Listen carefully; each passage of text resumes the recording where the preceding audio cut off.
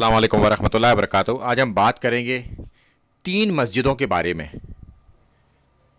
مسجد الحرم یعنی کہ کعبہ، مسجد الاقصی یعنی کہ بیت المقدس، اور مسجد قبلتین جس میں 2 قبلے تھے۔ تو اللہ تعالیٰ فرماتا ہے کہ سب سے پہلے انسانوں کی جو عبادت گاہ بنی وہ مکہ شہر میں بنی، وہ تھا کعبہ۔ اب اس کے آگے ہم چلتے ہیں کہ اللہ کے رسول صلی اللہ علیہ وسلم سے جب پوچھا کہ سب سے پہلے کون سی مسجد بنی، تو اللہ کے رسول صلی اللہ علیہ وسلم نے فرمایا کہ مسجد الحرم یعنی کہ کعبہ۔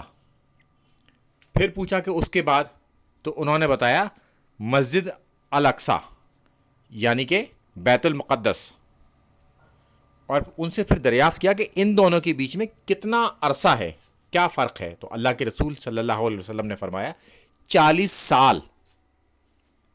تو پہلا قبلہ ہمارا کعبہ ہی تھا، درمیانی قبلہ ہمارا مسجد الاقصی تھا، پھر بعد میں کعبہ ہی ہمارا قبلہ بنا۔ اور یہ واقعہ پھر اگلی حدیث میں ہم دیکھتے ہیں کہ اللہ کے رسول صلی اللہ علیہ وسلم نے 16 یا 17 مہینے مسجد الاقصی کی طرف رخ کر کر نماز پڑھی،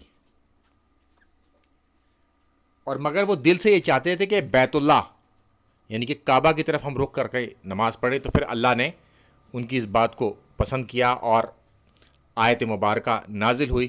پھر انہوں نے کعبے کی طرف رخ کر کر نماز پڑھی، اور وہ نماز تھی عصر کی۔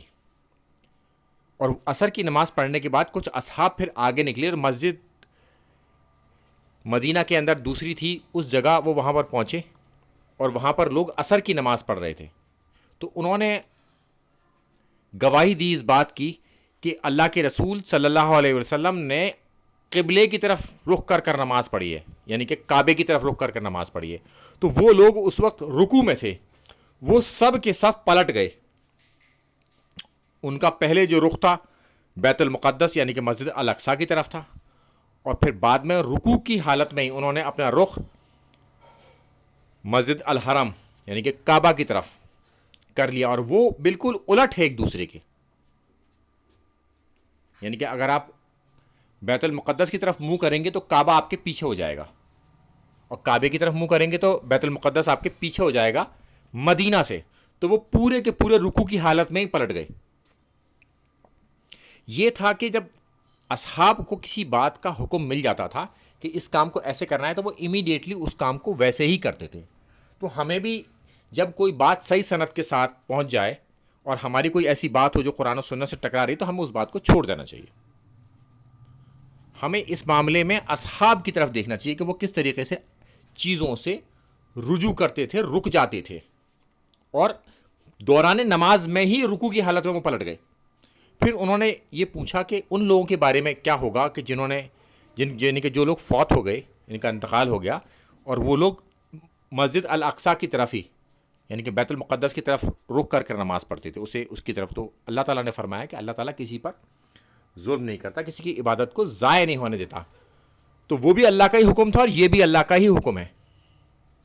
تو پھر اس کے بعد لوگوں نے آج تک